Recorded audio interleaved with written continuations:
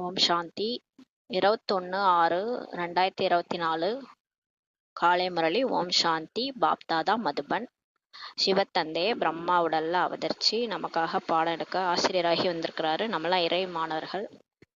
இன்னைக்கு பாபா நமக்காக என்ன சொல்றாங்கன்னு பார்க்கலாம். இனிமையான குழந்தைகளே, தேவதையாக ஆவதற்கு முன்னால் கண்டிப்பாக பிராமணனாக ஆக வேண்டும் சொல்லி பாபா சொல்றாரு. நம்ம பிராமணன் ஆனாதான், அது பிரம்மா வாய் வழி வம்சாவளி, பிரம்மா பாபாவுக்கு குழந்தை ஆனாதான், பிகேவா ஆனாதான், பிரம்மகுமாரியா ஆனாதான் நம்மளால தேவதையா ஆக முடியும் அப்படின்ட்டு சொல்றாரு. ஏன்னா சிவனே பிரம்மா உடல்ல அவதரிச்சு நம்மளால தத்தெடுக்கிறாரு. நம்ம இவர் தான் கடவுள் அப்படின்னு நம்பி அவருடைய குழந்தை ஆகும் போதுதான் நம்மளால போயிட்டு சொர்க்கத்துல தேவதை ஆக முடியும் சொல்லி சொல்றாரு. பிரம்மாவின் கமலவாய் குழந்தைகள் தான் உண்மையான குழந்தைகள். யாரெல்லாம் பிரம்மாவுடைய கமலவாயில பிறந்து வந்த குழந்தைகளோ அவங்கதான் பாபாவுடைய உண்மையான குழந்தைகள் சொல்லி சொல்றாரு. அவர்கள் ராஜயோக படிப்பின் மூலம் தேவதையாக ஆகின்றனர். அவங்க எப்படி தேவதை ஆகிறாங்கன்னா, சிவனே கத்து கொடுக்குற, சுயம் இறைவனே கத்து கொடுக்குற பழமையான ராஜயோகம், அந்த படிப்பின் மூலமாக தேவதையாக ஆகிறாங்கன்னு சொல்லி பாபா சொல்றாரு. கேள்வி: மற்ற சத்சங்களிலிருந்து உங்களுடைய சத்சங்கம் எந்த விஷயத்தில் தனிப்பட்டதாக இருக்கிறது? நம்ம நிறைய சத்சங்கம்லாம் முன்னாடி போனோம். அந்த சத்சங்கத்துக்கும் இங்கே நம்ம பிரம்மகுமாரிகள் இயக்கத்துக்கும் என்ன தனிப்பட்ட விஷயம் இருக்குதுன்னு சொல்லி கேட்குறாரு. பதில்: மற்ற சத்சங்களில் எந்த ஒரு குறிக்கோளுமே இருக்கிறது இல்ல. மேலும் செல்வங்கள் போன்றவை அனைத்தையும் இழந்து அலைந்து கொண்டிருக்கிறார்கள். நம்ம வேற எங்க போனாலும் அங்க ஒரு ஏம் ஆப்ஜெக்ட் கிடையாது.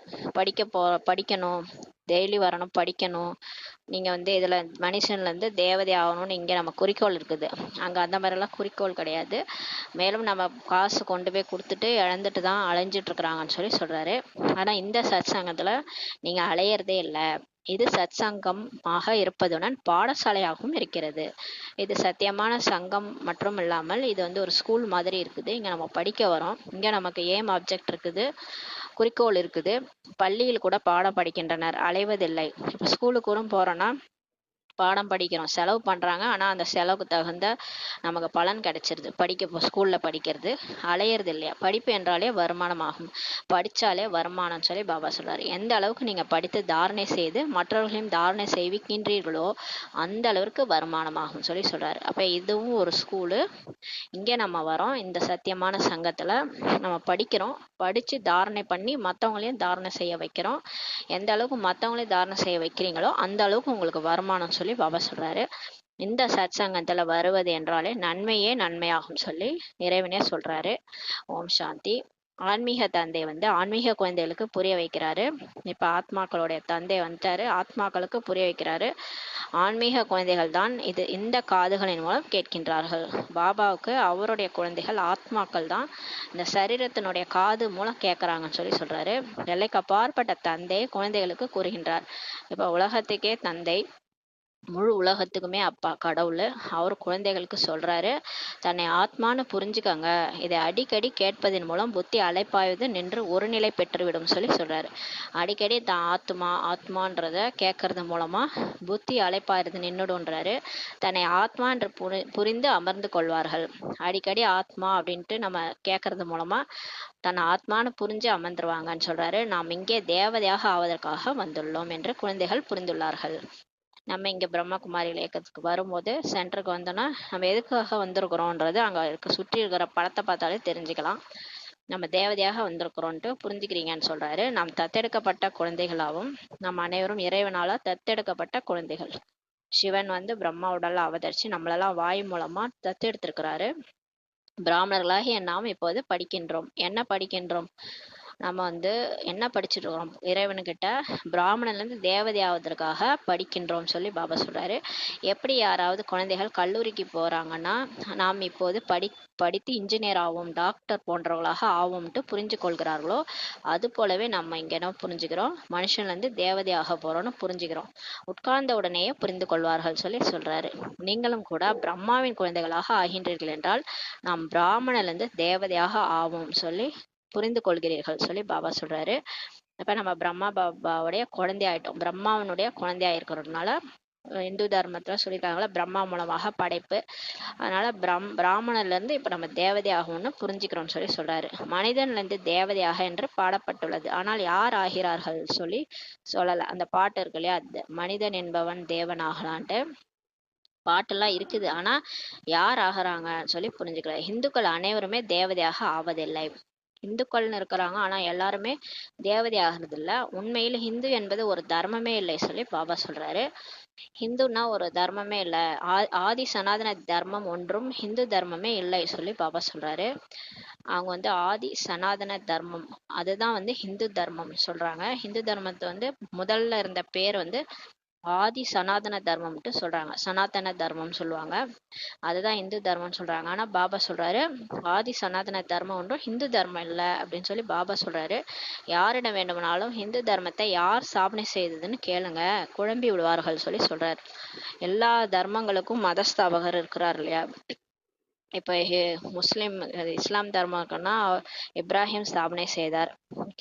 கிறிஸ்துவ தர்மத்தை கிறிஸ்து ஸ்தாபனை செய்தார். அந்த மாதிரி புத்த தர்மத்தை புத்தர் ஸ்தாபனை செய்தார். எல்லா தர்மத்துக்குமே அவங்கவுங்க ஸ்தாபகர் இருக்காங்க. ஆனா இந்து தர்மத்தை யார் ஸ்தாபனை பண்ணாங்கன்னு கேளுங்க, மக்கள் குழம்பிடுவாங்கன்னு சொல்லி சொல்றாரு. ஞானம் இல்லாமல் இந்த ஹிந்துன்ற பேரை வச்சுட்டாங்கன்னு சொல்லி பாபா சொல்றாரு. ஹிந்துஸ்தானில் வசிக்கக்கூடியவங்க தங்களை ஹிந்துக்கள்னு சொல்லி கொள்கிறாங்கன்னு சொல்லி பாபா சொல்றாரு. முன்னாடி பாரதத்தோட பேர் வந்து இந்த பிரிட்டிஷ் வரும்போது சிந்து நதி பாயறதுனால ஹிந்துஸ்தான் பேர் வச்சாங்க. அப்ப இந்துஸ்தான் பாரதத்துக்கு பேரை மாத்தும் போது தங்களை வந்து இந்துக்கள்னு சொல்லிக்கிறாங்கன்னு சொல்லி சொல்றாரு. உண்மையிலே இதனுடைய பெயர் பாரதமாகும். ஆனா உண்மையில நம்ம இந்தியாவோட பேர் வந்து இப்ப ஹிந்துஸ்தான்ன்றதை இந்தியான்னு மாத்திட்டாங்க. எவ்வளவு மாத்திருக்காங்க பாருங்க. அப்ப பாபா சொல்றாரு இதோட உண்மையான பேரை பாரதம் தான், இந்துஸ்தானே இல்லைன்னு சொல்லி பாபா சொல்றாரு. பாரத கண்டம் என்று சொல்லப்படுகிறதே தவிர இந்துஸ்தான் கண்டம் என்று சொல்லப்படுவதே இல்லை சொல்லி பாபா சொல்றாரு. பாருங்க, பாரத கண்டம் சொல்றாங்க, ஆனா ஹிந்துஸ்தான் கண்டம்னு ஒருபோதும் சொல்றது இல்ல, இது பாரதமே ஆகும் சொல்லி பாபா ஊர்ஜிதப்படுத்துறாரு. எனவே அவர்களுக்கு இது என்ன கண்டம் என்பதே தெரியவில்லை சொல்லி பாபா சொல்றாரு. அவங்களுக்கே இது என்ன கண்டம்னு தெரியல. தூய்மையற்று இருப்பதன் காரணமாக தன்னை தேவதை என்று புரிந்து கொள்ள முடிவதில்லை. இப்ப இந்து தர்மத்துல இருக்கிறவங்க எல்லாருமே தூய்மையற்று போயிருக்கிறாங்க. அதனால தன்னை எப்படி தேவதைன்னு சொல்லிக்குவாங்க. தேவதைன்றவங்க நிர்விகாரி, அவங்க அஹிம்சா பரமோ தர்மம், நிர்விகாரி தேவதைகள், அவங்கெல்லாம் வந்து ரொம்ப ஹையஸ்ட். அந்த மாதிரி இருக்கிறவங்க நம்மளான்ட்டு அவங்களுக்கு தெரியல. அதனால நம்ம போய் எப்படி அது மாதிரி இருக்க முடியும், நம்ம கிடையாது. அதனால தூய்மையற்று இருக்கிறதுனால தன்னை தேவதைன்னு சொல்லி கொள்ள முடியல. தேவதைகள் தூய்மையானவர்களாக இருந்தார்கள். பாபா சொல்றாரு தேவதைகள் தூய்மையானவர்களா இருந்தாங்க, ஆனா இப்போது அவங்களோட தர்மமே இல்லை, தேவதைகளும் இல்லை, அந்த தர்மமும் இல்லை. மற்ற எல்லா தர்மங்களும் நடந்து வருகிறது. புத்தருடைய பௌத்த தர்மம், இப்ராஹிமனுடைய இஸ்லாம் தர்மம், கிறிஸ்துவனுடைய கிறிஸ்துவ தர்மம் ஆகும். இது எல்லா தர்மமே இருக்குது. மற்றபடி ஹிந்து தர்மத்தை சேர்ந்தவங்க இங்க யாருமே இல்லை சொல்லி சொல்றாரு. இந்த இந்துஸ்தான் என்ற பெயர் வெளிநாட்டினர் தான் வைத்தாங்கன்னு சொல்லி பாபா சொல்றாரு. பாருங்க, தூய்மையற்றவர்களாக இருந்த காரணத்தினால தங்களை தேவ தர்மத்தை சேர்ந்தவங்கன்ட்டு புரிந்து கொள்ளல. ஆதி சனாதன தேவதா தர்மம் பழையதிலும் பழைய தர்மம் என்று இப்ப பாபா வந்து புரிய வைக்கிறார். அப்ப பாருங்க, இந்த இந்து தர்மம்ன்றது ஒண்ணு கிடையவே கிடையாது. அது வந்து பிரிட்டிஷ்காரவங்க இந்துஸ்தான் பேர் வச்சதுனால ஹிந்து தர்மம்ன்ட்டு சொல்லிக்கிட்டாங்க. தேவதைன்னு சொல்லிக்க முடியாதனால ஹிந்துன்னு பேர் வச்சுக்கிட்டாங்க. ஆனா தங்களை தேவ தர்மம்ட்டு புரிஞ்சிக்கல. உண்மையிலே பழமையிலும் பழமையான தர்மம் வந்து ஆதி சனாதன தேவதா தர்மம் தான் சொல்லி பாபா இப்ப புரிய வைத்துள்ளார். ஆரம்பத்தில் இருந்த தர்மம் எது பாத்தீங்கன்னா தேவதா தர்மம் தான் சொல்லி பாபா சொல்றாரு. இந்து தர்மம் என்று சொல்ல மாட்டார்கள், இந்து தர்மம்னு சொல்ல மாட்டாங்கன்னு சொல்லி பாபா சொல்றாரு. இப்போது நீங்கள் பிரம்மாவின் தத்தெடுக்கப்பட்ட குழந்தைகள் பிராமணர்களாகி விட்டீர்கள் சொல்லி சொல்றாங்க பாபா. இப்போ பாருங்க, நம்ம இங்கே பிரம்மா பாபா கிட்ட வந்து யாரெல்லாம் பாடம் இப்போ ஆசிரியராகி அவர் பாடம் எடுக்கிறாரு, சிவத்தந்தே வந்து பாடம் எடுக்கிறாரு. இங்கே யாரெல்லாம் இங்கே பிரம்மா குமாரிகளாக வராங்களோ மோஸ்ட்லி எல்லாம் பாருங்க இந்து தர்மத்துலேருந்து தான் வந்துருப்புறாங்க. எல்லாருமே வந்து இங்கே தான் ஜாயின் ஆகுறாங்க. யாரெல்லாம் இந்த சிவனை கும்பிட்டாங்களோ, யாரெல்லாம் தேவதைகளை வழிபட்டாங்களோ அவங்களாம் ஹிந்து தர்மத்தில் இருக்கிறவங்க, அவங்க தான் வந்து இங்கே எல்லாருமே சரண்டர் ஆகுறாங்க. மற்ற தர்மத்தில் மாற்றலாகி போயிருக்கிறவங்களும் சில பேர் வருவாங்க. முஸ்லீம் தர்மம், கிறிஸ்து தர்மத்தில் இருக்கிறவங்களும் வருவாங்க. அவங்க வந்து மாற்றலாகி போயிருக்கிற இந்து தர்மத்தை சேர்ந்தவங்க தான். அதாவது அவங்க எல்லாம் ஆதி சனாதன தேவதா தர்மத்தை சார்ந்தவங்க தான். போனவங்களாம் திரும்ப இங்கே வந்து இப்போ என்னவாகிறாங்க, பிகே ஆகிறாங்க. பிராமணர்களா ஆகிறாங்கன்னு சொல்றார் பாபா. இப்போது நீங்க பிரம்மாவின் தத்தெடுக்கப்பட்ட குழந்தைகள் பிராமணர்களாகி விட்டீர்கள் சொல்லி சொல்றாரு. நம்ம அங்க சுத்தி இங்க சுத்தி எங்க வந்துட்டோம், நம்ம அப்பா கிட்டே வந்துட்டோம். பிரம்மாவின் தத்தெடுக்கப்பட்ட குழந்தைகளா பிராமணர்களாகி இப்ப இருக்கிறீங்கன்னு சொல்லி சொல்றாரு. பிராமணர்ல இருந்து தேவதையாக ஆவதற்கு இப்போது படிக்கின்றீர்கள். இப்ப திரும்ப நம்ம தர்மத்துக்கே போக போறோம். அதனாலதான் இப்ப பிராமணர்ல இருந்து இப்ப தேவதையாக போறீங்க, அதுக்காக படிக்கிறீங்கன்னு சொல்லி சொல்றாரு. இந்துவிலிருந்து தேவதையாக ஆவதற்கு படிக்கின்றீர்கள் என்பது கிடையாது சொல்லி பாபா சொல்றாரு. நீங்க டைரக்டா ஹிந்துல இருந்து தேவதை ஆகல, ஹிந்துல இருந்து பிராமணனா ஆகுறீங்க. பாபாட்ட வந்து பிராமணர் ஆகிறோம், பிராமணன்ல இருந்து தான் தேவதையாக முடியும்னு சொல்லி பாபா சொல்றாரு. பிராமணன்ல இருந்து தேவதையாக ஆகின்றீர்கள், இதை நல்ல விதத்தில் தாரணை செய்ய வேண்டும். பாபா சொல்றாரு, ஒருபோதும் நான் ஹிந்துல இருந்து டைரக்டா தேவதை ஆயிருவேன் அப்படின்னு நினைச்சுக்காதீங்க. எல்லா ஹிந்துக்களும் தேவதை ஆகிறது இல்ல. வேற வேற தர்மத்துல இருந்து கூட வந்து தேவதையா ஆக முடியும். ஏன்னா அவங்க எல்லாம் தொலைஞ்சு போனவங்க, வேற வேற பிறவியில மாற்றலாகி போனவங்க, வேற வேற தர்மத்துக்கு அவங்களும் வராங்க, அவங்களும் தேவதை ஆகிறாங்க. ஆனா யாரால தேவதை ஆக முடியும்னா, யார் பிராமணன் ஆகுறாங்களோ அவங்கதான் தேவதை ஆக முடியும்னு பாபா கரெக்டா புரிய வைக்கிறாரு. இதை நல்ல விதத்துல தாரணை செய்யணும். இங்க பிரம்மா வாய்வழி வம்சாவளியா மாறி பிராமணனா ஆனாதான் தேவதை ஆக முடியும்னு சொல்லி பாபா சொல்றாரு. இப்போது பாருங்கள், நிறைய தர்மங்கள் இருக்கின்றன. இப்ப பாருங்க, உலகத்துல நிறைய தர்மங்கள் இருக்கிறாங்க. அதுலயும் கிறிஸ்துவ தர்மம்னா அதுலயும் நிறைய பார்ட் இருக்கு. ஏதோ கத்தோலிக்கு நிறைய சொல்லிட்டே போறாங்க, விதவிதமான அதுலயே காஸ்ட் பிரிவுகள்லாம் இருக்கு, அதிகமாகி கொண்டே செல்கிறது சொல்லி பாபா சொல்றாரு. எப்போதெல்லாம் எங்கேனும் சொற்பொழிவாற்றுகின்றீர்கள் என்றால் இதை புரிய வைப்பது நல்லதாகும் சொல்லி பாபா சொல்றாரு. எப்பயாவது எங்கேயாவது சொற்பொழிவாற்ற போறீங்கன்னா இதை கண்டிப்பா புரிய வைங்க. இப்போது கலியுகம், அனைத்து தர்மங்களும் இப்போது தமோ பிரதானமாக இருக்கிறது சொல்லி சொல்லுங்க. இப்ப கலியுகம் எப்படி இருக்கு, எல்லா தர்மமும் தமோ பிரதானம் ஆயிடுச்சு. படத்தை வைத்து புரிய வைத்தீங்கன்னா பிறகு நான் இன்னாராக இருக்கின்றேன், நான் இந்த பதவியில் இருக்கின்றேன் என்ற கர்வம் கூட உடைந்து விடும் சொல்லி பாபா சொல்றாரு. அப்ப படத்தை வச்சு சிருஷ்டி சக்கரம், இந்த எல்லா இந்த மரம்,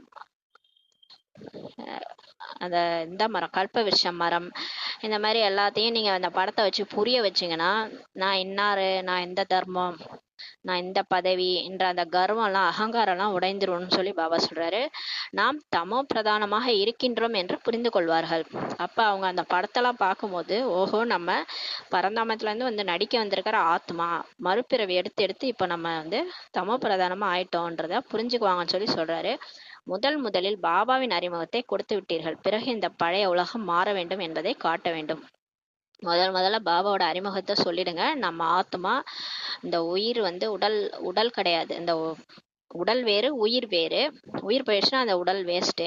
அந்த உயிர்ன்றது தான் ஆத்மா. அந்த ஆத்மாவுடைய அப்பா தான் கடவுள். அவருடைய அறிமுகத்தை கொடுங்க. பிறகு இந்த பழைய உலகம் மாற வேண்டும் என்பதை காட்ட வேண்டும். அதுக்கப்புறம் சொல்லுங்க, இந்த பழைய உலகம் மோசமாயிடுச்சு, களி முத்தி போயிடுச்சு, கலியுகம் மோசமாயிடுச்சு, இது மாறணும்னு சொல்லி காட்டுங்க. நாளுக்கு நாள் படங்கள் கூட அழகாகி கொண்டே செல்கிறது. இப்ப நிறைய படங்கள்லாம் அழகா உருவாக்கி இருக்கிறாங்கன்னு சொல்லி சொல்றாரு. பள்ளிகளில் எப்படி வரைபடம் குழந்தைகளின் புத்தியில் இருக்கிறது, பள்ளியில ஸ்கூல்ல வந்து பசங்களுக்கு படத்தை காமிச்சு காமிச்சு சொல்லி கொடுக்குறாங்களா, ஆப்பிள்னா அப்படியே ஆப்பிள்னு சொன்னா புரிஞ்சுக்க மாட்டாங்க. அதே ஒரு ஆப்பிளோட படத்தை வரைஞ்சி இதுதான் ஆப்பிள்னு சொல்லி புரிய வச்சா புத்தியில நிக்கும் இல்லையா, அதே போல உங்களுடைய புத்தியில் இது இருக்க வேண்டும் சொல்லி பாப்பா சொல்றாரு. இப்ப நமக்கு சொர்க்கம்னா என்ன, அப்புறம் சிருஷ்டி சக்கரம், 4 யுகம், அதெல்லாம் வரைஞ்சு தெளிவா காட்டும் போது புத்தியில நின்னுருதுன்னு சொல்லி சொல்றாரு. நம்பர் 1 வரைபடம் இதுவே ஆகும். பாபாவுடைய வரைபடத்துல நம்பர் 1 வந்து இதுவே ஆகும் சொல்லி சொல்றாரு. மேலே திருமூர்த்தியும் இருக்கிறது, 2 உருண்டைகளும் சத்தியுகம் மற்றும் கலியுகம் இருக்கிறது. அந்த மாதிரி ஒரு படம். என்ன படம்னா திருமூர்த்தி சித்திரம் இருக்கும், பிரம்மா விஷ்ணு சங்கரர், கீழே வந்து 2 உருண்டை இருக்கும், ஒன்று சத்தியுகம் இன்னொன்று கலியுகம். இந்த படம் வந்து நம்பர் 1 படம் சொல்றாரு. இப்போது நாம் புருஷோத்தம சங்கம யுகத்துல இருக்கிறோம். இப்ப ஆத்மா பரமாத்மா சந்திக்கிற சங்கம யுகத்துல நம்ம இருக்கிறோம்னு சொல்லி சொல்றாரு. இந்த பழைய உலகம் இப்போது விநாசமாகும். ஒரு ஆதி சனாதன தேவி தேவதா தர்மம் ஸ்தாபனையாகி கொண்டிருக்கின்றது என்று பாபா சொல்றாரு. நீங்க ஆதி சனாதன தேவி தேவதா தர்மத்தை சேர்ந்தவர்கள் ஆவீர்கள் சொல்லி பாபா சொல்றாரு. உண்மையிலே நீங்க இந்து தர்மம் கிடையாது. நீங்க யாரு, நீங்கெல்லாம் ஆதி சனாதன தேவி தேவதா தர்மத்தை சார்ந்தவங்க. எப்படி சன்னியாசிகள் வசிக்கின்ற இடமான பிரம்மத்தை ஈஸ்வரன்ட்டு புரிஞ்சுக்கிட்டாங்களோ, இந்த சன்னியாசிகள் என்ன புரிஞ்சுக்கிட்டாங்க, பிரம்ம தத்துவத்தை அகம் பிரம்மாஸ்மின்றாங்க, அதுவே நான் அப்படின்ட்டாங்க. பிரம்ம தத்துவத்தையே கடவுள்னு நினச்சிட்டாங்க, ஈஸ்வரன் புரிஞ்சுக்கிட்டாங்க. பிரம்ம தத்துவன்றது ஒரு இருப்பிடம், அங்கதான் ஆத்மாக்கள் வசிக்கிறாங்க, அங்கதான் கடவுளும் வசிக்கிறாரு. நம்மளோட வீடு இது, நம்ம தான் அங்க அப்பாவும் பிள்ளைங்களும் அங்கதான் இருந்தோம். அங்க இருந்து இங்க வந்து நடிக்க வந்திருக்கிறோம். இந்த உலகமே ஒரு நாடக மேடை, அங்க நாம எல்லாம் நடிகர்கள் நடிக்க வந்திருக்கிறோம். உண்மையிலே நம்ம வீடு வந்து பரந்தாமம், அங்க ஈஸ்வரன் தான் நம்மளுடைய அப்பா. அந்த சன்னியாசிகள் என்ன புரிஞ்சுக்கிட்டாங்க, அந்த பிரம்ம தத்துவம் அந்த இடத்த போய் ஈஸ்வரன்ட்டு புரிஞ்சுக்கிட்டாங்க. அது மாதிரி தான் இங்க இந்துஸ்தானத்துல வசிக்கக்கூடியவங்க ஹிந்து தர்மத்தை சேர்ந்தவங்கன்னு புரிஞ்சுக்கிட்டாங்கன்னு சொல்லி சொல்றாரு. அதாவது இந்த பாரதத்துல வாழ்ந்தா வாழறவங்க பேரு ஹிந்து, அது இந்துஸ்தான்ட்டு பேர் வச்சதுனால அங்க இருக்கிற தர்மத்தை சார்ந்தவங்க எல்லாம் ஹிந்துன்னு புரிஞ்சுட்டாங்க. மற்றபடி அதை யார் ஸ்தாபனம் செஞ்சாங்க, அந்த தர்மத்தினுடைய உண்மையான பேர் என்ன அதுன்றதெல்லாம் யாருக்குமே தெரியல. யாரிடமாவது நல்ல குணங்கள் இருந்தது என்றால் இவரிடத்தில் தேவதை குணம் இருக்கிறது என்று சொல்கிறார்கள். இப்ப யாராவது ரொம்ப அழகா நல்லவங்களா இருந்தாங்கன்னா இவங்க தேவதை மாதிரி இருக்கிறாங்கன்னு சொல்லி சொல்றாங்க. பாட்டுலாம் கூட பாடுறாங்கல்ல, வானத்துல இருந்து தேவதை குதிச்சு வந்துச்சு, அப்படியே அந்த பெண்ணை வர்ணிச்சு பாடுவாங்க, தேவதை மாதிரி இருக்குன்ட்டு. அப்ப குணங்கள் வந்து அந்த நல்லதா இருந்தா அந்த அந்த பெண்ணையோ இல்ல யாரையோ குணங்கள் நிறைஞ்சவங்கள தேவதைன்னு சொல்றாங்க. இந்த ராதாகிருஷ்ணன் தான் சுயம்பரத்திற்கு பிறகு லட்சுமி நாராயணனா ஆகிறார்கள். நமக்கு வந்து இந்து தர்மத்துல நம்ம நினைச்சிருவோம் கிருஷ்ணர் ராதை வேற, லட்சுமி நாராயணன் வேற, அப்படிதான் நம்ம வழிபட்டுட்டு இருந்தோம். கிருஷ்ணர் ராதை வேற பேரு. ஆனா நமக்கு பாபா இப்பதான் சொல்லி புரியுது, சத்தியுகத்துல ராதாகிருஷ்ணன் தான் சின்ன குழந்தையா இருக்கும்போது அவங்க பேர் ராதாகிருஷ்ணன், பெருசாகி சுயமரம் ஆகி கல்யாணமான பிறகு அவங்க பேரு லட்சுமி நாராயணனா மாறுது. இது வந்து பாபா சொல்லிதான் புரியுது. அவரை விஷ்ணு என்று சொல்லப்படுகிறது. லட்சுமி நாராயணன் இணைந்த சுரூபத்தை தான் விஷ்ணுன்னு சொல்லப்படுது என்பதை நீங்கள் இப்போது புரிந்து கொள்கிறீர்கள் சொல்லி பாபா சொல்றாரு. நம்ம விஷ்ணுன்னு வழிபடுறது வேற யாரும் கிடையாது, லட்சுமி நாராயணோட இணைந்த சுரூபம். அதனாலதான் 4 கைகள் காமிச்சிருக்கிறாங்க, 2 கை லட்சுமிக்கு, 2 கை நாராயணுக்கு. அவங்க சொர்க்கத்துல உண்மையா வாழ்ந்தவங்க, அவங்களுக்கு அந்த மாதிரி சிலை வச்சு இப்ப பக்தி மார்க்கத்துல வழிபடுறாங்க. அவங்க சிலை வைக்கிற அளவுக்கு அவங்க ஏதோ செஞ்சுட்டு போயிருக்கிறாங்க, அதனால அவங்க தேவதையா வாழ்ந்தனால அவங்களுக்கு சிலை வச்சு வழிபடுறாங்க. அதனாலதான் விஷ்ணுவுக்கு 4 கை காமிச்சிருக்கிறாங்க. அது வந்து அதனுடைய குறிப்பு வந்து இல்லற மார்க்கம்ன்றது தான். இல்லறத்துல வாழ்ந்தாங்க, வீட்லயே இருந்தாங்க, வீட்லயே இருந்தாலும் நிர்விகாரியா வாழ்ந்தாங்க.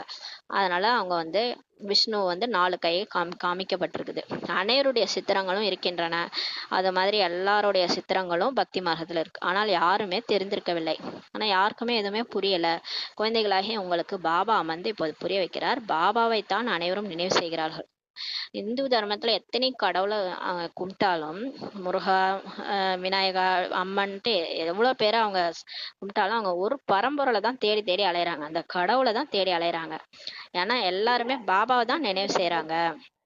பகவான் என்ற வார்த்தை வாயில் வராத மனிதனே இருக்க மாட்டான்னு சொல்லி பாபா சொல்றாரு பாருங்களேன். உலகத்துல எல்லாருமே கடவுளே, அல்லாஹ், ஜஹோவா, காட்ஃபாதர், எல்லாமே கூப்பிடுறது யாருன்னா பகவானை தான். அது வார்த்தை வந்து வாயில வராத மனுஷனே இருக்க மாட்டான்னு சொல்லி சொல்றாரு. பகவானே நிராகாரமானவர் என்றே சொல்லப்படுகிறது. பகவான் வந்து அதாவது பிறப்பிறப்பற்றவர். அவர் வந்து மனித உறவுல வர்றதில்ல, நிராகாரமானவர், புள்ளியா இருக்கிறார். இன்கார்பரேட் காட்ஃபாதர்ன்ட்டு பைபிள்ல இருக்குது. அவருக்கு வந்து பிறப்பிறப்பு அற்றவர், புள்ளியா இருக்கிறாரு, நிராகாரமா இருக்கிறாரு, அப்படிதான் சொல்லப்படுது. அதனால்தான் கிருஷ்ணர் கூட சொல்லுவார், நான் வந்து ஆணும் அல்ல பெண்ணும் அல்ல, நான் பிறப்பிறப்பற்றவன் சொல்லுவார். ஆனா மனுஷ உடல்ல இருந்து சொல்றது அப்படியே ரொம்ப வித்தியாசமா இருக்கும், நேர்மாறா இருக்கும் பாருங்களேன். உடல்ல இருந்துகிட்டு நான் பிறப்பிறப்பற்றவன் சொல்லலாமா? அப்ப வந்து அதுக்கு கிருஷ்ணர் சொல்லல, அது வந்து நிராகார் பரம்பிதா பரமாத்மா தான் சொல்றாரு. கிருஷ்ணருக்கு உடம்பு இருக்குது, அதனால அவர் கடவுள் கிடையாது. அவர் எல்லா தர்மமும் ஏத்துக்க மாட்டாங்க. ஏன்னா இந்து தர்மத்துல இருக்கிறவங்க ஏத்துக்குவாங்க, மற்ற தர்மங்க ஏத்துக்க மாட்டாங்க. கிருஷ்ணர் தான் கடவுள்னு சொன்னா ஏத்துக்க மாட்டாங்க, ஏன்னா அவங்க அல்லாஹ், காட்ஃபாதர்னு சொல்லிட்டு இருக்கிறாங்க. அதனால பாபா சொல்றாரு, பகவான் வந்து நிராகாரமானவர் தான், அவர் புள்ளியா இருக்கிறார். அதனாலதான் அவருக்கு லிங்க வடிவுல நம்ம இந்து மார்க்கத்துல, இந்து தர்மத்துல வழிபடுறோம். நிராகாரம் என்பதின் அர்த்தத்தை கூட புரிந்து கொள்வதில்லை. நிராகாரம்னா என்னன்ட்டு கூட புரிஞ்சதில்லை. இப்போது நீங்கள் அனைத்தையுமே தெரிந்து கொள்கிறீர்கள். கல் புத்தியிலிருந்து தங்க புத்தியுள்ளதாக இப்ப நீங்க இது ஆகிவிடுகிறீர்கள் சொல்லி சொல்றாரு. இப்ப நம்ம வந்து பாபாட்ட டெய்லி படிக்க படிக்க படிக்க நிறைய நம்மளுடைய கேள்விகளுக்கு பதில் வந்துகிட்டே இருக்குது. நம்ம என்னென்னலாம் குழம்பிட்டு இருந்தோமோ, இது யார் கடவுள், ஏன் இத்தனை கடவுள் நம்ம வழிபடுறோம், இந்து தர்மத்துல ஏன் இத்தனை கடவுள் இருக்கிறாங்க, எல்லாத்துக்கான பதில் வந்து நமக்கு இங்கே கிடச்சிட்டே இருக்கு. கல்லு புத்தியிலேருந்து இப்போ தங்க புத்தியா நீங்கள் ஆகுறீங்கன்னு சொல்லி சொல்கிறாரு. இந்த ஞானம் பாரதவாசிகளுக்காகத்தான், மற்ற தர்மத்தை சேர்ந்தவர்களுக்காகவே அல்ல சொல்லி பாபா சொல்கிறார். ஏன்னா இங்கே குழம்பி போயிருக்கிறதே பாரதவாசிகள் தான். மற்ற தர்மத்தில் கரெக்டாக கடவுளை கும்புறாங்க, ஆனால் அவர் எப்படி இருக்கிறாருன்னு தெரியல. ஆனால் காட் இஸ் லைட்டுன்னு கிறிஸ்தவர்கள் வழிபடுறாங்க. வள்ளலாரும் ஜோதி வடிவானவர் சொல்கிறாரு. அது மாதிரி புத்த தர்மத்துலேயும் அவரும் எல்லாமே கடவுள் ஒருத்தர் தான் மேலே இருக்கிறாருன்னு காமிச்சிருக்கிறாங்க. எல்லா தர்மத்துலேயும் கரெக்டாக வழிபடுறாங்க, ஆனால் புள்ளியாக இருக்கிறாருன்னு மட்டும் யாருக்கும் தெரியாது. ஆனால் இந்த பாரதவாசிகள் தான் ஏகப்பட்ட உருவங்க சிலைகளை வச்சு வழிபடுறாங்க. அவங்களுக்கு தான் இந்த ஞானம் சொல்லி பாபா சொல்கிறாரு. மற்றபடி இவ்வளவு வளர்ச்சி எவ்வாறு ஏற்படுகிறது, மற்ற கண்டங்கள் வந்து கொண்டே இருக்கின்றன என்பதை புரிய வைக்கலாம் சொல்லி பாபா சொல்கிறாரு. மற்றபடி நீங்கள் இந்த இவ்வளோ வளர்ச்சி எப்படி ஏற்படுது, மற்ற இந்தியா ஃபர்ஸ்ட் பாரதம் மட்டும் இருந்தது, அதுக்கப்புறம் மற்ற கண்டங்கள்லாம் எப்படி வந்துக்கிட்டே இருந்தது என்பதை நீங்கள் புரிய வைக்கலாம் சொல்லி சொல்கிறாரு. அப்போ சத்தியுகத்துலேருந்து 9 லட்சம் பேர், அப்போ பாரத கண்டம் மட்டும் தான் இருந்துச்சு. அதுக்கப்புறம் கொஞ்சம் கொஞ்சமாக மற்ற கண்டங்கள்லாம் வளர ஆரம்பிச்சிது. துவாபர யுகத்துலேருந்து தான் மற்ற கண்டங்கள் வர ஆரம்பிச்சிது. அதெல்லாம் நீங்கள் ஹிஸ்ட்ரி ஜியாகிரஃபியில் அது தானாகவே இருக்கும். கொலம்பஸ் டிஸ்கவர்டு அமெரிக்கான்லாம் போட்டிருக்கும். அமெரிக்காவை அப்போ தான் கண்டுபிடிக்கிறாங்க. அது கண்டம் தண்ணிக்குள்ளேருந்து மேலே வருது. அப்போ அதை புதுசாக கண்டுபிடிக்கிறாங்க.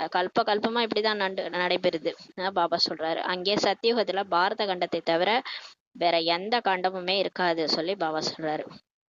சத்தியுகத்துல சொர்க்கத்துல பாரத கண்டம் மட்டும்தான் இருக்கும், வேற எந்த கண்டமும் இருக்காது. அமெரிக்கா ரஷ்யா எல்லாமே தண்ணிக்குள்ள போயிடும். விநாசத்துல தண்ணிக்குள்ள போனோடனே ஆளிலை ஷேப்ல இந்தியா மட்டும்தான் இருக்கும். அதை பாரதம்னு சொல்லுவாங்க. அப்ப இந்தியான்னே பேரே இருக்காது, பாரத கண்டம் மட்டும்தான் இருக்கும் சத்தியுகத்துல, வேற எந்த கண்டமுமே இருக்காது சொல்லி பாபா சொல்றாரு.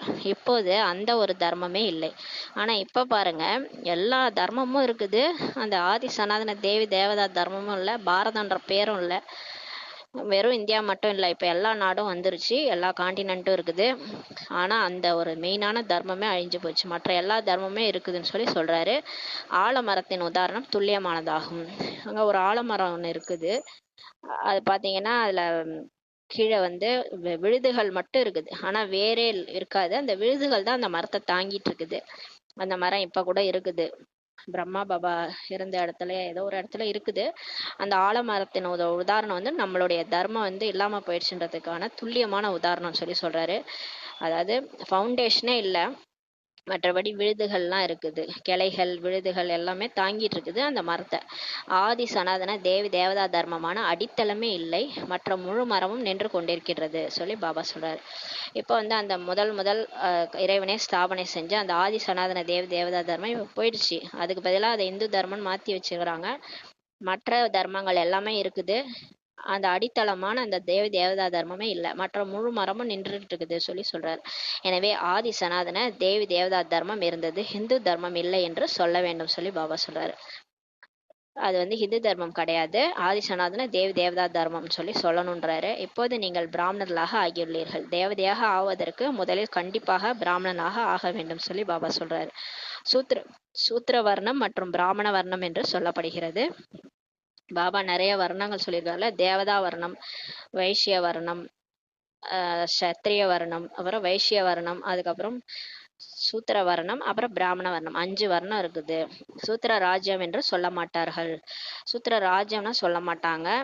ராஜா ராணி இருக்கிறார்கள். முதலில் தேவதைகள் மகாராஜா மகாராணியாக இருந்தாங்கன்னு சொல்லி பாபா சொல்றாரு.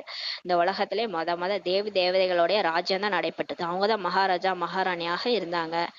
இங்கே வந்து இந்து மகாராஜா மகாராணி இருக்கிறாங்க. பாரதம் ஒன்றுதான், பிறகு தனித்தனியாக எப்படி ஆகிவிட்டது? அவர்களுடைய பெயர் அடையாளத்தையே மறைத்து விட்டார்கள், வெறும் சித்திரங்கள் மட்டுமே இருக்கின்றன சொல்லி சொல்றாரு. இந்த லட்சுமி நாராயணனுடைய ராஜ்யம் நடைபெற்றது, ஆனா அவங்க பேர் அடையாளத்தையே மாற்றிட்டாங்க, மறைச்சிட்டாங்க. ஆனா சித்திரங்கள் மட்டும் இருக்குன்னு சொல்லி சொல்றாரு. நம்பர் 1 சூரிய வம்சம் ஆகும். இருக்கிறதுலே நம்பர் 1 வம்சம் வந்து சூரிய வம்சம். அதுதான் சூரிய நாராயணன் கூட பேர் வைப்பாங்க பாருங்க. அது வந்து லட்சுமி நாராயணுடைய ராஜ்யம் சூரிய வம்சம். அதுக்கப்புறம் சந்திர வம்சம். ராமரை சூரிய வம்சத்தவர் என்று சொல்ல முடியாது, ராமச்சந்திரன் சொல்லுவாங்க. பேர் வச்சாலே ஏன் ராம சூரியன் வைக்க மாட்டாங்க, ராமச்சந்திரன் தான் வைப்பாங்க பாருங்க பேர். அப்ப அவர் வந்து சந்திர வம்சத்தை சார்ந்தவர். அப்ப ராமர் வந்து சூரிய வம்சத்தை சார்ந்தவர் என்று சொல்ல முடியாது சொல்லி சொல்றாரு பாபா. அது மாதிரி சூரிய நாராயணன் தான் பேர் வைப்பாங்க, சந்திர நாராயணன் பேர் வைக்க மாட்டாங்க. அப்போ அப்ப நாராயணன் வந்து சூரிய வம்சன்றது இதுல ஊர்ஜிதமாகுது. இப்போது நீங்கள் சூரிய வம்சத்தர்களாக ஆக வந்துள்ளீர்கள் சொல்லி பாபா சொல்றாரு. இப்போ நம்ம எதுக்காக வந்திருக்கோம்? சொர்க்கத்துக்கு போறதுக்காக வந்திருக்கோம். மனிதன்ல இருந்து தேவதையாகி சொர்க்கத்துக்கு போக வந்திருக்கிறோம். அப்ப சூரிய வம்சத்துக்கு போறதுக்காக வந்திருக்கிறீங்கன்னு சொல்லி சொல்றாரு. சந்திர வம்சத்தர்களாக ஆவதற்காக நீங்க வரல, இது ராஜயோகம் அல்லவா சொல்லி பாபா சொல்றாரு. நாம் லட்சுமி நாராயணாக ஆவோம் என்பது உங்களுடைய புத்தியில் இருக்கிறது. இப்ப நம்ம வந்து படிக்க வந்திருக்காங்க எல்லாருக்குமே தேவதை ஆக போறோம், லட்சுமி நாராயணா ஆக போறோம்ன்றது புத்தியில இருக்குது. மனதில் குஷி இருக்கிறது அல்லவா சொல்லி கேட்கிறாரு. மகாராஜா மகாராணியாக ஆக்குவதற்காக இறைவனே சுயம் பாபா நமக்கு படிப்பிக்கின்றார். இது சத்திய நாராயணனின் உண்மையிலும் உண்மையான கதையாகும் சொல்லி சொல்றாரு. அந்த பக்தி மார்க்கத்துல சத்யநாராயணன் கதை சொல்லுவாங்க, ஆனா அது வந்து பொய்யான கதை. இப்ப நீங்க படிக்கிறது தான் உண்மையான கதைன்னு சொல்லி சொல்றாரு. முன்னால் நீங்கள் பிறவி பிறவியாக சத்யநாராயணுடைய கதையெல்லாம் கேட்டீங்க, ஆனால் அவை உண்மையான கதைகளே இல்லை சொல்லி பாபா சொல்றாரு. பக்தி மார்க்கத்துல ஒருபோதும் மனிதன்ல தேவதையாக ஆகவே முடியாது. நீங்க பக்தி பண்ணீங்கன்னா உங்களால தேவதை ஆக முடியாது. ஏன்னா பக்தியில கேட்குற சம்ஸ்காரம் போய் போய் கடவுளே எனக்கு அது கொடு இது கொடு, அது மாதிரி கேட்குறவங்களால தேவதையாக ஆக முடியாது. யார் கொடுக்குறாங்களோ அவங்களால தான் தேவதையாக முடியும். சுயம் சக்திசாலியா சுயம் எல்லாத்துலயும் நிறைஞ்சு தான் எல்லாருக்கும் கொடுக்குறவங்க தான் தேவதையாக முடியும். அப்ப பக்தி மார்க்கத்துல நம்மளால தேவதை ஆக முடியாது. முக்தி ஜீவன் முக்தியை அடையவே முடியாது. பக்தி மார்க்கத்துல யாருக்கும் முக்தியும் கிடைக்காது, ஜீவன் முக்தியும் கிடைக்காது. பாபா சொல்றாரு, அனைத்து மனிதர்களும் கண்டிப்பாக முக்தி ஜீவன் முக்தி அடைகிறார்கள். ஆனா ஏன் எல்லார் வாயில இருந்து முக்தி கொடுன்னு வருது? பாட்டு கூட இருக்கு இல்லையா, முக்தி கொடு அப்படின்ட்டு.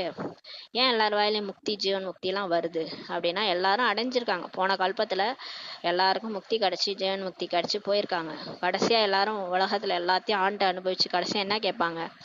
ஐயோ எனக்கு போதும் இந்த பிறப்பிறப்பு போதும், இதுல இருந்து விடுவின்னு சொல்லி கேட்பாங்க கடவுளை. அதுதான் முக்தி ஜீவன் முக்தி. அது கண்டிப்பா கடவுள் வந்து எல்லாருக்கும் கொடுக்குறாரு, அது கடைசியா தான் கொடுக்குறாரு. இப்போது அனைவரும் பந்தனத்தில் இருக்கிறார்கள். இப்ப எல்லாருமே வாழ்ந்துட்டு இருக்கிறாங்க, வாழ்க்கையை வந்து என்ஜாய் பண்ணிட்டு இருக்கிறாங்க. பல பிறவி எடுத்து எடுத்து அவங்கவுங்க இப்ப நாடகத்துல நடிச்சிட்டு இருக்கிறாங்க. எல்லாரும் பந்தனத்துல இருக்கிறாங்கன்னு சொல்லி சொல்றாரு. மேலிருந்து இன்றைக்கு கூட ஆத்மா வந்தது என்றால் ஜீவன் முக்தியில் வருமே என்று ஜீவன் பந்தனத்திலே வராது சொல்லி பாபா சொல்றாரு. மேல இருந்து இப்ப சாந்தி தாமத்துல இருந்து ஒரு ஆத்மா வருது, இப்ப கூட நடிக்க வருதுன்னா அது வந்த உடனே எல்லா ஆத்மாவும் ஜீவன் முக்தி நிலையில தான் நடிக்கும். அவங்களுக்கு சுகம்தான் அனுபவமாகும். வந்தவொடனே சுகமா இருப்பாங்க. அந்த அளவுக்கு அவங்களுக்கு வந்து பந்தனம் ஏற்படாது, சந்தோஷமா வாழ்வாங்க. ஆனா போக போக ஒரே பிறவிலே கூட அது சதோ ரஜோ தமோவை கிராஸ் பண்ணும். தமோ கிராஸ் பண்ணும்போது தான் அதுக்கு துக்கமே வரும். அது வரைக்கும் அது சந்தோஷமா தான் இருக்கும் அந்த ஆத்மா. அதனால வரும்போது எல்லா ஆத்மாவும் ஜீவன் முக்தியில தான் வராங்க, ஜீவன் பந்தனத்துல வரமாட்டாங்கன்னு சொல்லி சொல்றாரு. பாதி காலம் ஜீவன் முக்தியிலும் பாதி காலம் ஜீவன் பந்தனத்துல தான் வரும்னு சொல்லி பாபா சொல்றாரு. இந்த விளையாட்டு உருவாக்கப்பட்டுள்ளது. இது வந்து ஒரு திருவிளையாடல் மாதிரி, இந்த மாதிரி ஒரு டிராமா வந்து ஃபிக்ஸ் ஆயிருக்குது.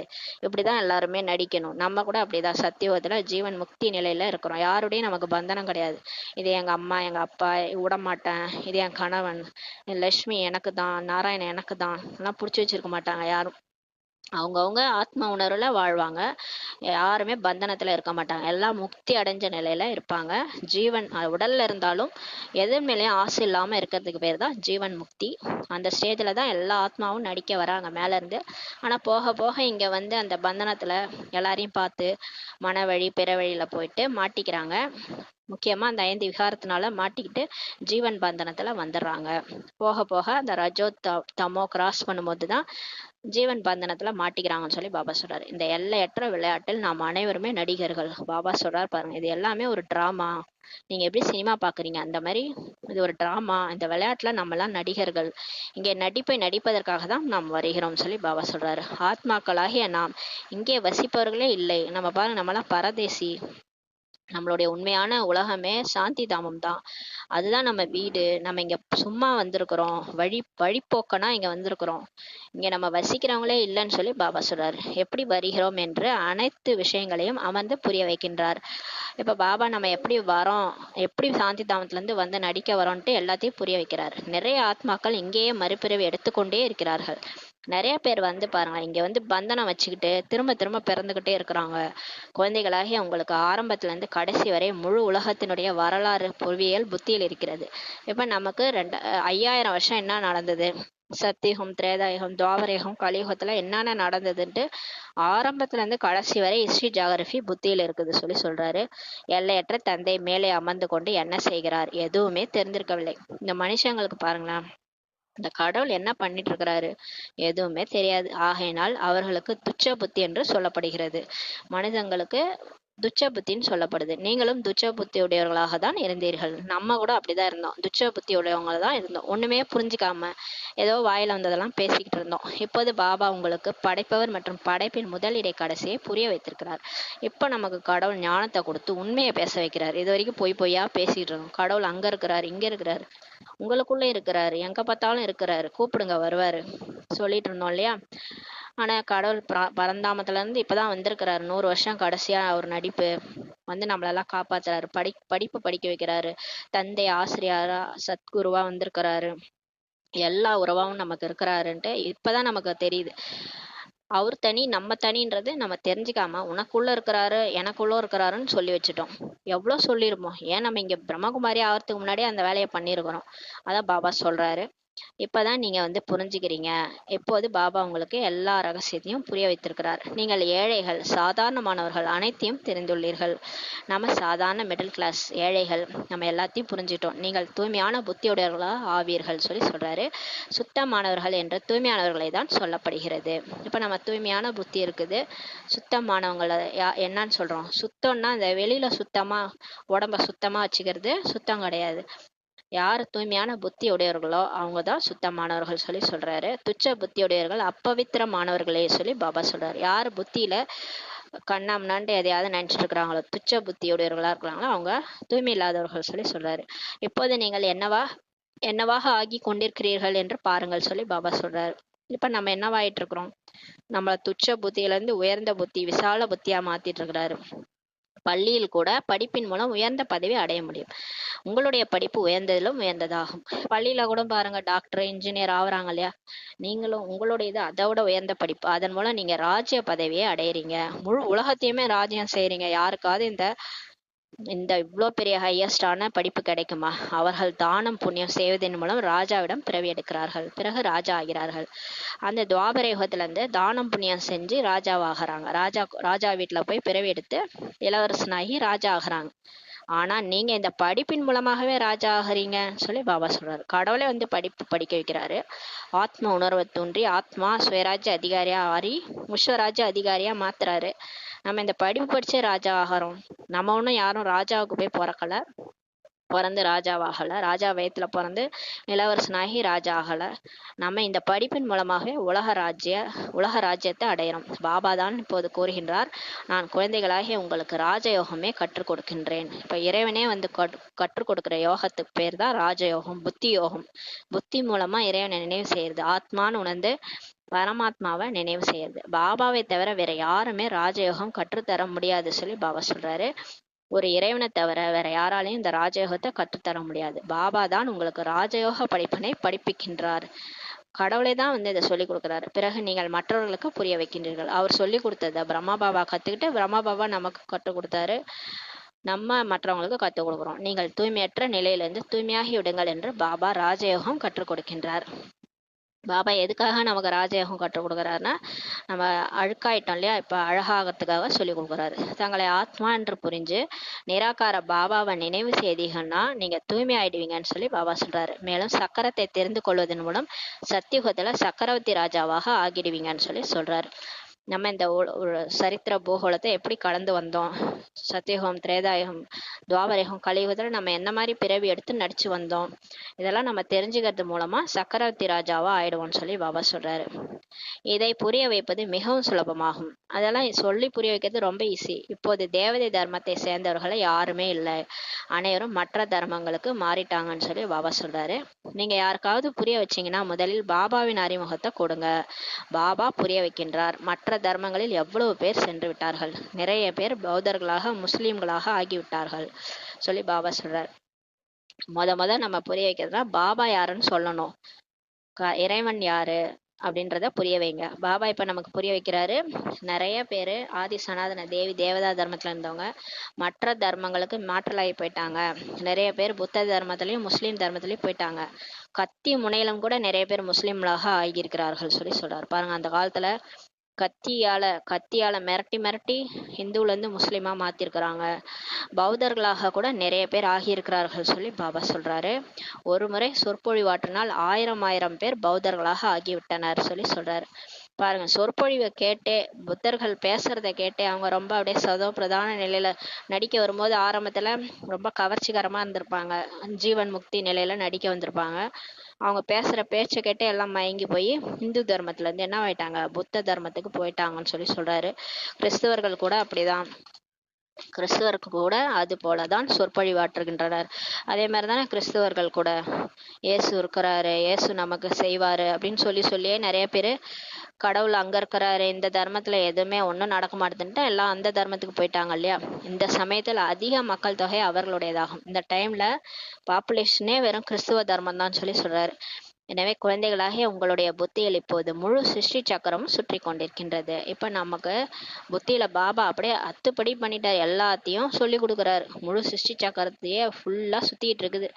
அப்போதுதான் பாபா கூறுகின்றார், நீங்கள் சுயதர்சன சக்கரதாரிகளா ஆவீர்கள்.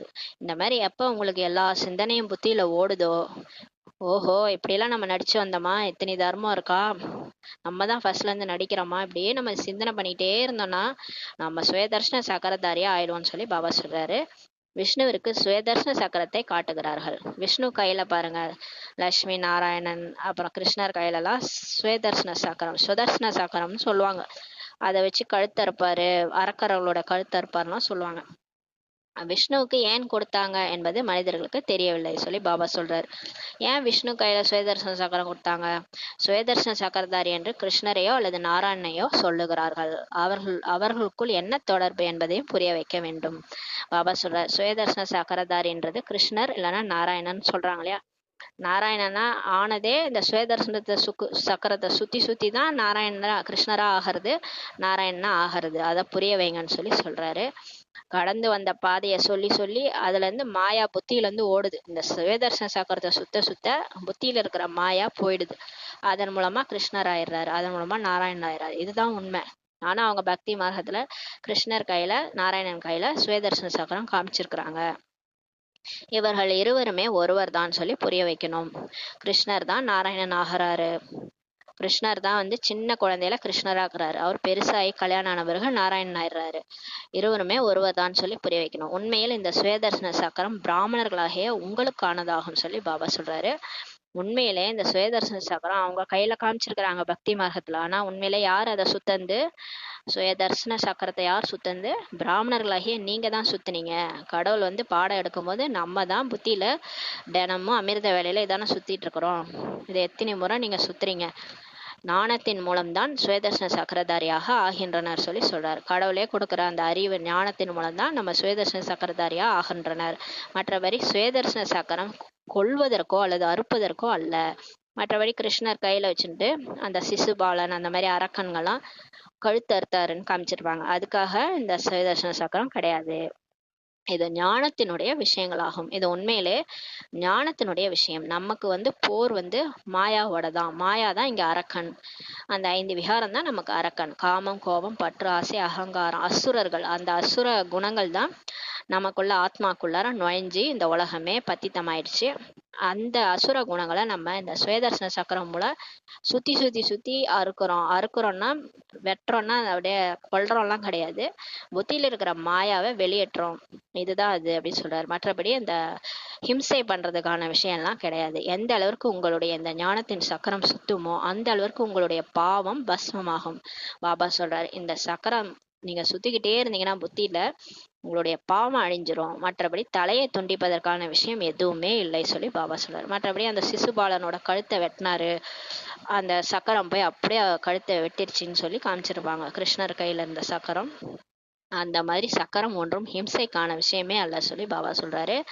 எந்த ஒரு கடவுளும் ஹிம்சை செய்ய மாட்டாங்க, அந்த மாதிரி காமிச்சிருக்கிறாங்க. இந்த சக்கரம் உங்களை அகிம்சையாளராக தான் மாற்றுகிறது சொல்லி பாபா சொல்றாரு. உண்மையிலே பாருங்க, இந்த சக்கரத்தை சுத்தி சுத்தி புத்தியில இருக்கிற அந்த அசுர குணங்கள் நம்மள்ட்ட இருந்து போகுது. நம்ம இது வரைக்கும் அசுரனா இருந்தோம், இப்ப தேவதையா ஆகிட்டு இருக்கிறோம். இந்த சக்கரத்தை சுத்ததன் மூலமா நம்மளை அகிம்சையாளரா மாத்துதுன்னு சொல்லி சொல்றாரு. எங்கே உள்ள விஷயத்தை எங்கே கொண்டு சென்று விட்டார்கள் பாருங்க. நம்ம எப்படி பண்ண விஷயத்த உங்க போய் கிருஷ்ணர் கையில அந்த மாதிரி சுதர்சன சக்கரத்தை காமிச்சு அரக்கரை அழிச்சாருன்ட்டு காமிச்சிட்டாங்க. எவ்வளோ மாத்தி எழுதியிருக்கிறாங்க பாருங்க. பாபாவை தவிர வேற யாருமே இதெல்லாம் புரிய வைக்க முடியாது சொல்லி சொல்றாரு. குழந்தைகளாகி உங்களுக்கு அளவற்ற குஷி ஏற்படுகிறது. இப்ப நமக்கு ரொம்ப குஷி ஏற்படுது இல்லையா? இவ்வளோ விஷயம் பாபா நமக்கு புரிய வைக்கிறார். நாம் ஆத்மா என்று இப்போது நீங்கள் புரிந்து கொள்கிறீர்கள். நம்ம இப்ப புரிஞ்சுக்கிட்டோம். ஆஹா, இது வரைக்கும் இந்த உடல் தான் நானு, என்னோட உறவினர்கள் எல்லாருமே உடல், இவங்க எல்லாம் இருந்தாதான் நான் இருப்பேன், இவங்கெல்லாம் போயிட்டாங்களே என்னன்னு நினைச்சு ஒரே குழப்பத்துல அழுதுட்டு இருந்தோம். நம்ம ஆத்மான்றத நம்ம புரிஞ்சுக்காம உடல் தான் நாமன்னு நினைச்சுக்கிட்டு பயந்துட்டு இருந்தோம். ஆனா இப்ப நம்ம புரிஞ்சுக்கிட்டோம், நாம் ஆத்மா என்று இப்போது நீங்கள் புரிந்து கொள்கிறீர்கள் சொல்லி பாபா சொல்றாரு. அதனால இப்ப அழிவற்ற குஷி வந்துருச்சு, நமக்கு அளவற்ற குஷி வந்துருச்சு. முன்னால் நீங்கள் தன்னை ஆத்மா என்பதையுமே மறந்து விட்டீர்கள். முன்னாடி நம்ம மறந்துட்டோம், இந்த உடல் தான் நான் நினைச்சிட்டு இருந்தோம். வீட்டையுமே மறந்துட்டீங்க. நீங்க எங்க இருந்து வந்தீங்க? பரந்தாமத்துல இருந்து வந்தீங்க நடிக்கிறதுக்காக. இந்த உலகம்தான் உண்மை, இதெல்லாம் நடிப்புலாம் உண்மைன்னு நினைச்சு இங்கேயே டேரா போட்டுட்டீங்க. இப்ப நீங்க புரிஞ்சுக்கிட்டீங்கன்னு சொல்லி சொல்றாரு. இருந்தாலும் ஆத்மாவே ஆத்மா என்றாவது சொல்கிறீர்கள். இப்ப பரவாயில்ல, ஆத்மாவே ஆத்மாவாது சொல்றீங்கன்றாரு. பரமாத்மாவையோ, ஆனா பாருங்க, ஆத்மாவை கூட ஆத்மான்னு சொல்றீங்க, ஆனா பரமாத்மாவை என்னன்னு சொல்லிட்டீங்க பாருங்களா. பரமாத்மாவை கல்லிலும் முள்ளிலும் இருக்கிறாருன்ட்டு சொல்லிட்டாங்கன்னு சொல்லி சொல்றாரு. உங்களை கூட நீங்க அந்த மாதிரி கல்லுல இருக்கிறேன் முள்ளுல இருக்கிறான்னு சொல்லல, ஆனா என்ன போய் சொல்லிட்டீங்களேன்றாரு. கடவுளை வந்து கல்லுல இருக்கிறாரு முள்ளுல இருக்கிறாருன்னு சொல்லிட்டாங்க. ஆத்மாக்களின் தந்தையை எவ்வளவு நிந்தனை செய்திருக்கிறார்கள் பாருங்க. அப்பா, ஆத்மாவுடைய அப்பாவை கல்லுல இருக்கிறாரு முள்ளுல இருக்கிறாரு அக்ரிணையில இருக்கிறாருன்னு சொல்லிட்டீங்க பாருங்க. நீங்களாவது உயர்திணையை சொல்லிட்டீங்க, நான் வந்து புல்லாகி பூண்டாகின்ட்டு ஏதோ ஓரளவுக்கு வந்தேன்னு சொல்லிட்டீங்க. ஆனா கடவுளை பாருங்க, கல்லுல இருக்கிறாரு முள்ளுல இருக்கிறாருன்ட்டு நிந்தனை பண்ணிட்டீங்கன்னு சொல்றாரு. பிறகு பாபா வந்து ஆத்மாக்களுக்கு ஞானம் கொடுக்கின்றார். இப்ப கடவுளே வந்து சொல்லி எல்லாத்தையும் புரிய வைக்கிறாரு. எப்படி எல்லாம் உண்மையை சொல்றாரு பாருங்க. சத்தியம் சிவம் சுந்தரம், சத்தியமானவர் சிவன் பாடப்பட்டிருக்குல்ல, அவர் உண்மையை சொல்லி புரிய வைக்கிறாரு நமக்கு. ஆத்மாவை பற்றி சொல்லும் போது கல்லிலும் முள்ளிலும் இருக்கிறாங்கன்னு சொல்றது இல்ல, ஒவ்வொரு அணுவிலும் இருக்கிறது என்றெல்லாம் சொல்வதில்லை. ஆத்மா கல்லுல இருக்குது முள்ளுல இருக்குது அணுவுல இருக்குதுன்னு சொல்றீங்களா? ஆனா கடவுளை மட்டும் ஏன் அப்படி இருக்கிறாருன்னு சொல்லிட்டீங்க? விலங்குகளின் விஷயமே தனியானதாகும். விலங்குகளுடைய விஷயமே அது. நிறைய பேர் கேட்பாங்க, நாங்களாம் ஆத்மா, அப்ப விலங்குகளுக்கும் ஆத்மா இருக்குதா? அது எத்தனை ஜீவராசி பிறப்பெடுக்குது, அது எத்தனை பிறப்பெடுக்குது, அதெல்லாம் கேட்குறாங்க. பாபா சொல்றாரு, அது விலங்குகளுடைய விஷயமே தனியானதாகும். விலங்குகளுக்கெல்லாம் நம்ம போய் படிக்க வைக்க முடியாது. அதை பற்றி நீங்கள் ஏன் இப்போ கவலைப்படுறீங்க? நீங்கள் ஆத்மான்னு உணர்ந்து பகவானை நினைங்க. படிப்பு போன்றவையெல்லாம் மனிதர்களுக்கு தான் நடக்கிறது. எங்கேயாவது விலங்கெல்லாம் கூட்டு வச்சு கிளாஸ் எடுக்கிறாங்களா? அது 5 அறிவு விலங்கினம், நம்ம வந்து 6 அறிவு. அதனால படிப்புலாம் வந்து மனிதர்களுக்கு தான் நடக்குதுன்னு சொல்றாரு. நம்மளெல்லாம் படிக்க வச்சு நம்மளை மாத்துறாரு. விலங்கெல்லாம் படிக்க வச்சு மாத்த முடியுமா? அதுக்கு 5 அறிவு தானே இருக்கு. அது படிக்க வச்சு அது கேட்குமா? அதனால நீங்க மாறினாலே போதும், விலங்கெல்லாம் மாறிடும்னு சொல்றாரு. நீங்க எப்படி இருக்கிறீங்களோ அப்படிதான் உலகம். மனுஷன் மாறினா மனுஷனுடைய சுத்தி வாயுமண்டலம் அவன் எப்படி இருக்கிறானோ அந்த மாதிரிதான் இருக்கும்.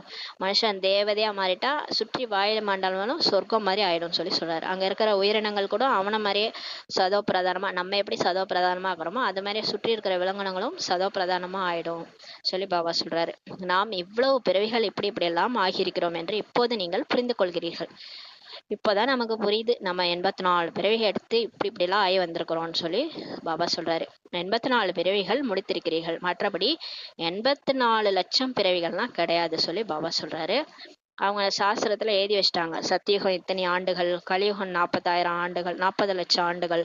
அப்ப நம்ம பிறந்து வந்தது, நம்ம புல்லாகி பூண்டாகி புழுவாகி பிறந்து எல்லா உயிரினமாவும் நம்ம பிறந்து மனுஷ ஜென்மம் எடுத்திருக்கிறோம். குரங்குல இருந்து நம்ம வந்திருக்கிறோம். நம்ம 84 லட்சம் பிறவி எடுத்திருக்கிறோன்ட்டு அவங்க எழுதி வச்சிருக்கிறாங்க சாஸ்திரத்துல. பாபா சொல்றாரு, நீங்க 84 லட்சம் பிறவிலாம் எடுக்கிறது இல்ல, நீங்க 84 பிறவிதான் எடுக்கிறீங்க.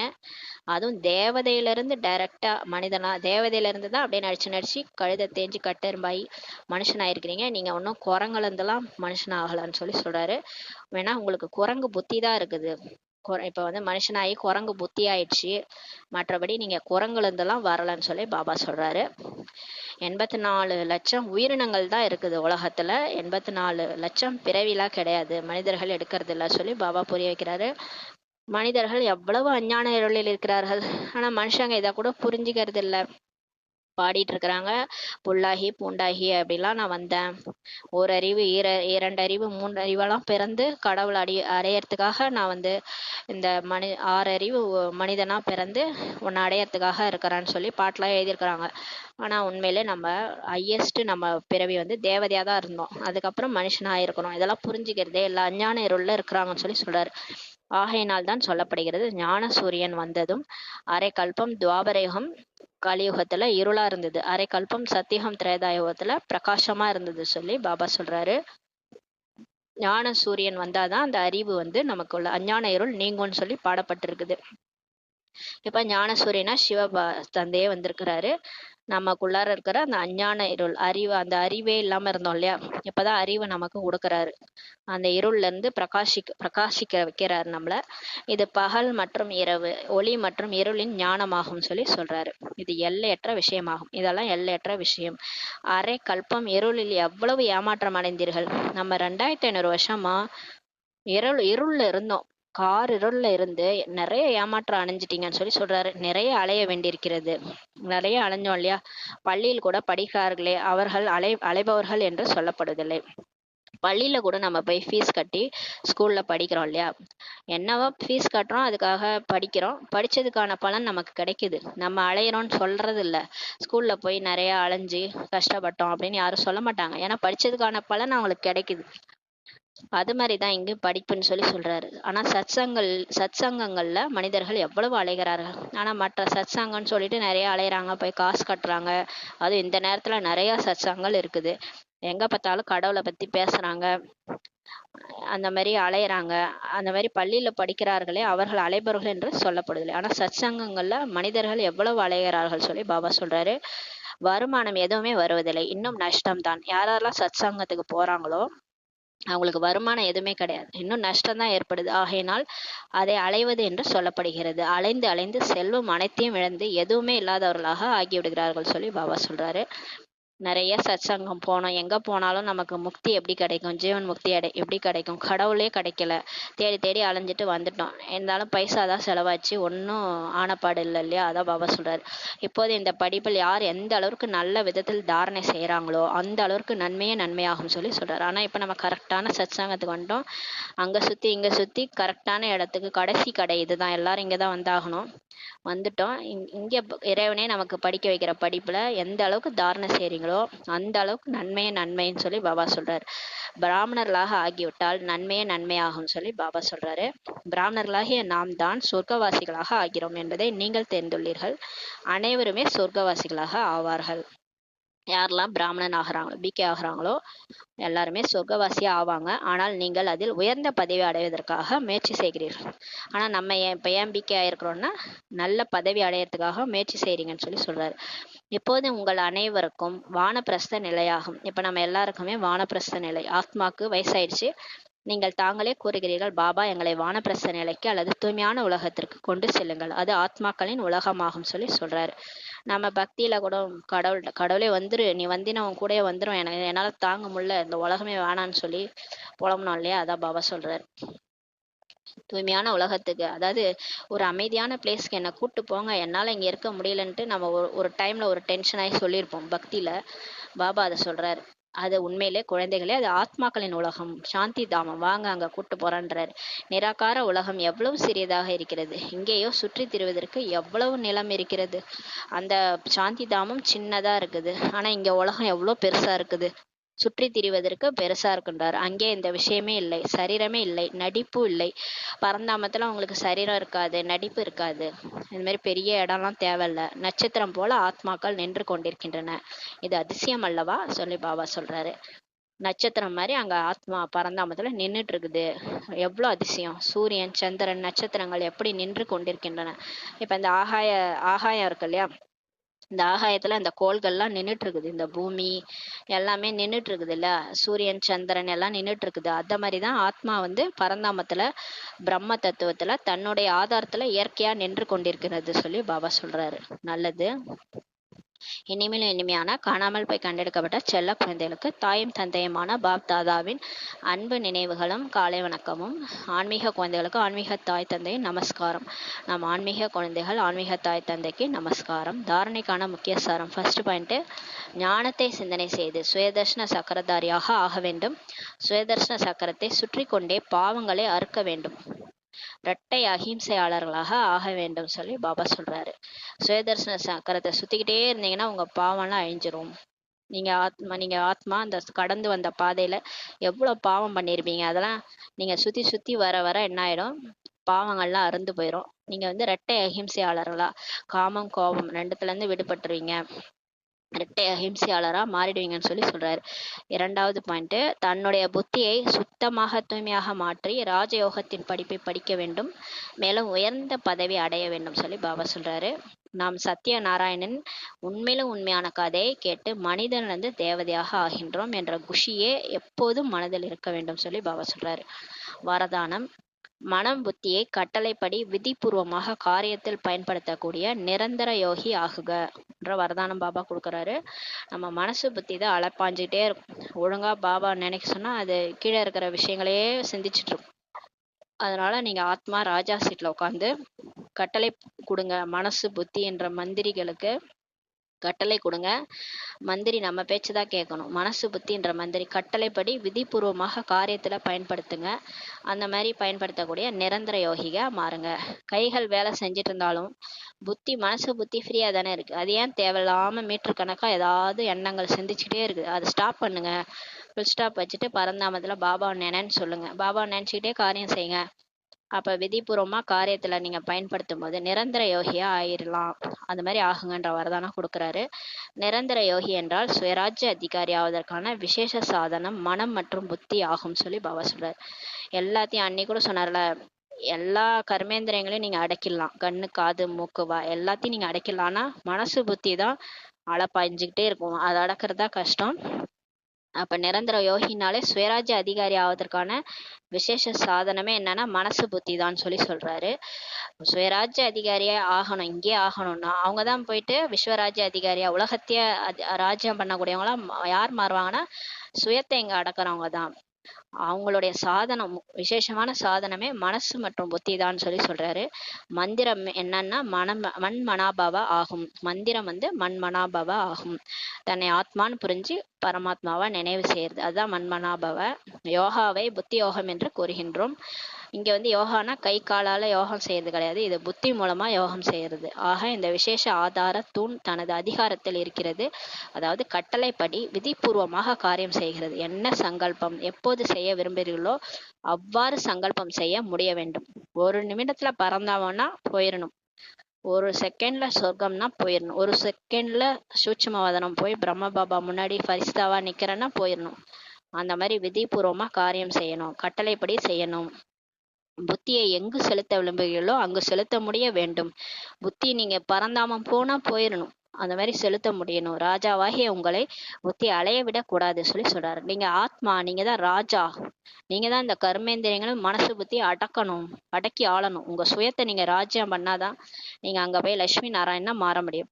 அதனால உங்க புத்திய ராஜாவாகிய உங்களை போய் புத்தி அலைய விடக்கூடாது சொல்லி சொல்றாரு. விதிப்படி காரியம் செய்ய வேண்டும், அப்போதுதான் நிரந்தர யோகி என்று கூற முடியும் சொல்லி சொல்றாரு. அப்ப கட்டளைப்படி எல்லாமே காரியம் நடக்குதா, கை வேலை செய்ய சொன்னா செய்யுதா, கண்ணு கரெக்டா அதை பார்க்காத அப்படின்னா பார்க்க கூடாது. புத்தி வந்து பரந்தாமத்துக்கு பாபா நினைன்னா நினைக்கணும். அப்பதான் உங்களை நிரந்தர யோகின்னு சொல்ல முடியும்னு சொல்லி பாபா சொல்றாரு. ஸ்லோகன்: மாஸ்டர் உலக ஆசிரியரா ஆகுங்கள், நேரத்தை ஆசிரியராக ஆக்காதீர்கள் சொல்லி சொல்றாரு. டைம்ன்றது நம்மளுடைய படைப்பா இருக்கணும், நம்ம அதோடைய படைப்பா இருக்கக்கூடாது. நேரம் நமக்கு ஆசிரியரா ஆகக்கூடாது, நம்ம வந்து மாஸ்டர் உலக ஆசிரியரா ஆகணும்னு சொல்லி சொல்றாரு. நம்ம தான் விநாசத்தையே நிர்ணயிக்கணும். நம்ம என்னைக்கு சம்பூர்ணமாகணுன்றத நம்ம தான் நிர்ணயிக்கணும். நேரம் வந்து நம்மளை தீர்மானிக்க கூடாது, நம்ம வந்து நேரத்தை தீர்மானிக்கணும். அப்ப நேரத்தை உங்களுடைய ஆசிரியரா ஆக்காதீங்க. அதாவது டைம் வரட்டும் நான் மாறிக்கிறேன், டைம் வந்தா நான் மாறுவேன், நான் வந்து அமிர்த வேலை ஏந்திருக்கணும்னா ஒரு டைம் வரும், அப்போ நான் ஏஞ்சிருக்கிறேன், டைமே என்னை வந்து ஏந்திருக்க வைக்கும், அப்போ ஏந்திருக்கிறேன். அந்த மாதிரி இருந்தால் டைம் நமக்கு ஆசிரியராக ஆகிடும். பாபா சொல்லும் போது பாபா ஆசிரியராக இருந்து சொல்கிறாரு. பாபா சொல்லும் போது கேட்டோம்னா நம்ம மாஸ்டர் ஆசிரியராக இருப்போம். ஆனால் டைம் வந்து நம்மளை மாத்துச்சுன்னா அப்போ டைம் வந்து ஆசிரியராக இருக்கும்னு சொல்லி பாபா சொல்கிறாரு. ஓம் சாந்தி. நன்றி.